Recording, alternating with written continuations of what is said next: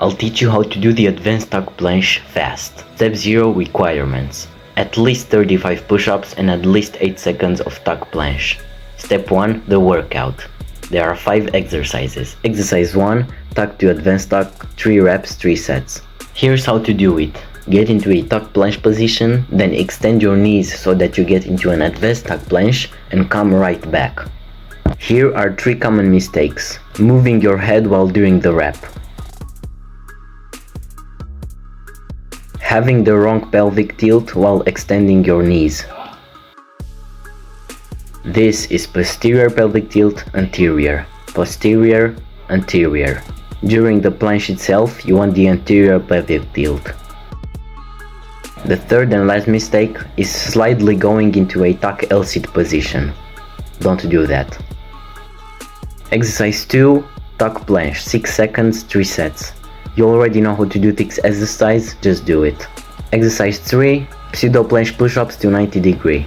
This exercise is basically a combination between the normal pseudo planche push-up and the 90 degree hold, which looks like this. This exercise is basically pseudo planche push-ups, but at the bottom you get into a 90 degree position for a very short period of time. Make sure you're leaning a little bit forward so that you can lift yourself off the ground.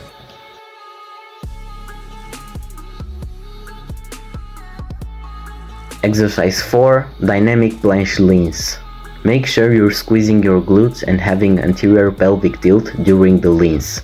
Also, what I like to do is point my toes towards the ground when doing the rep, because it puts more pressure on my shoulders and prevents me from using my legs to make the rep easier. 10 reps, 3 sets. Exercise 5, normal push-ups.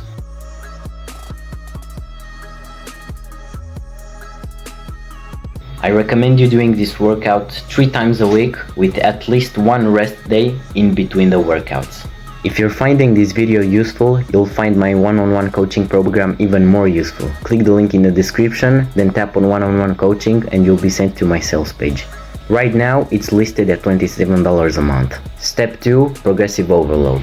There are multiple types of progressive overload, and for the advanced tuck planche, we're going to use 3 of them. The first type is increasing reps or seconds. If you complete all sets and reps in your workout plan for 2 consecutive sessions, then increase the rep count by 1. For example, let's take the tuck to advanced tuck exercise. If you can do 3 reps in all of the 3 sets for 2 consecutive workouts, then just increase the rep count by 1. The second method is doing a harder variation. This is pretty self-explanatory. The last method is natural progressive overload. In this type of progressive overload, you don't need to change the exercise, you don't need to change the rep count, because you'll naturally improve by leaning more, or doing the rep more controlled, or doing the rep slower. Now, let's see how to use the methods for each exercise. For the tuck to advanced tuck, 3 reps, 3 sets, use the increase rep method. To achieve tuck to advanced tuck, 5 reps, 3 sets. Then use the harder variation method and replace this exercise with advanced tuck planche, 2 seconds, 3 sets. Then use the increase second method to go on from there. For tuck planche, 6 seconds, 3 sets, use the increase method until you can do 8 seconds, 3 sets.